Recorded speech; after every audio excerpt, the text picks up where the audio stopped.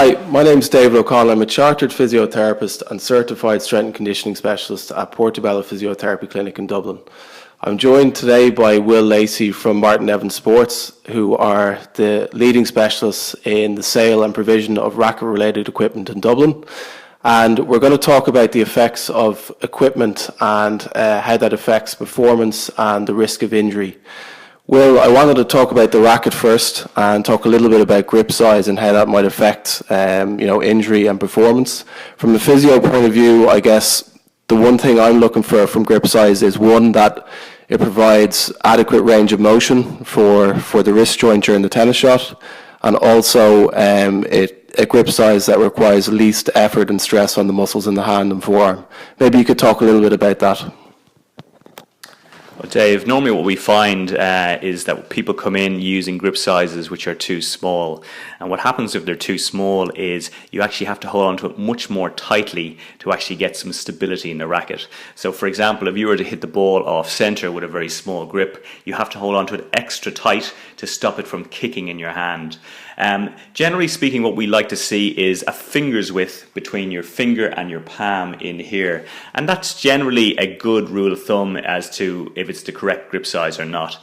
The other thing as well is if you have a grip size which is too big, what happens is, same idea, you have to hold on to it much more tightly to actually get it to be stable. You also find that it doesn't give you the same range of movement for your wrist. So topspin, for example, becomes a lot more difficult.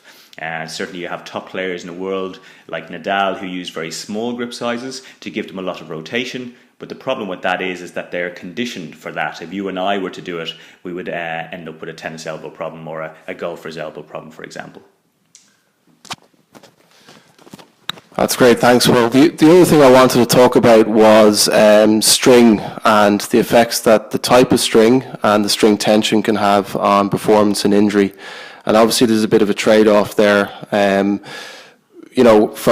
a physio perspective, I'd be looking for a string that reduces the peak impact forces acting on the wrist and the forearm during the tennis shot and allows the ball to stay on the string a little bit longer. And there's an obvious trade-off there. If the string is too loose or too flexible, you're going to lose control. So maybe you could talk a little bit about that as well. Well, a lot of people playing at the moment, they're using a polyester string like what's in this racket at the moment. And polyester strings are strings essentially for people who are hitting the ball very, very hard and want a very durable string. The downside of the polyester strings, they don't really stretch. So you get a lot more vibration from them. You actually fatigue a lot more quickly. So they're really designed for somebody who's hitting a huge amount of topspin and wanting a string that's going to control the ball a lot and something that's going to be very durable. If you were to give this to somebody with a very short swing or an older person, you would find that they'd get so much vibration that they'd invariably get tennis elbow quite quickly. So what we would provide for them then is a string, maybe like a multi-filament string. And a multi-filament string would be a string whereas you'd have, as opposed to one core of nylon like these or polyester, you'd have 14 or 1500 strands going through it. And what happens then is when the ball comes in contact with the string, there's a lot more elasticity in the string, so you get more power, you get a lot less vibration, and what you also find is that the pressure that it puts on your arm is greatly reduced. Most people who are playing, who are hitting the ball flat, that string could last them 6 months to a year.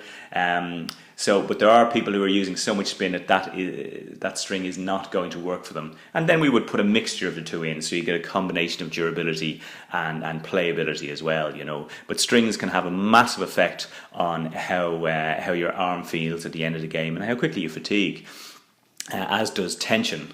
I think you want to talk about tension as well at some stage, where again, if you have a string which is very, very tight, the amount of pressure that puts on your arm is greatly increased. And you also have to work a lot harder as well, so you have to swing a lot harder to generate power. So somewhere in the middle, around 55 pounds is quite a good tension for most rackets. But as soon as you start increasing it to 58 or 60 pounds, you're going to become a lot more problematic for tennis elbow and golfer's elbow and so on.